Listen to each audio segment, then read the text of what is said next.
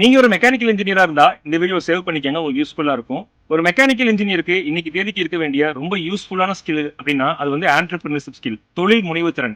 ஒரு கம்பெனில நம்ம ஜாப்க்கு செலக்ட் ஆகி, அந்த இண்டஸ்ட்ரியில நாம ஒரு இன்ஜினியரா, ஒரு இன்சார்ஜா, ஒரு மேனேஜரா வொர்க் பண்ணுவோம். ஜஸ்ட் நம்ம வொர்க் பண்ற டிபார்ட்மென்ட்டோட நாலேட்ஜ் அண்ட் லிமிட்டட் ப்ராசஸ் அப்படின்னு திங்க் பண்ணாம, அது மாதிரி ஒரு இண்டஸ்ட்ரியை நம்ம கன்ஸ்ட்ரக்ட் பண்றதுக்கு நம்ம என்னலாம் செய்யணும் அப்படின்னு ஒரு பிசினஸ் ஓனர் மைண்ட் செட்ல இருந்து நம்ம யோசிக்க ஆரம்பிச்சோம்னா, நம்ம நிறைய நாலேட்ஜ் வந்து கேதர் பண்ண முடியும்.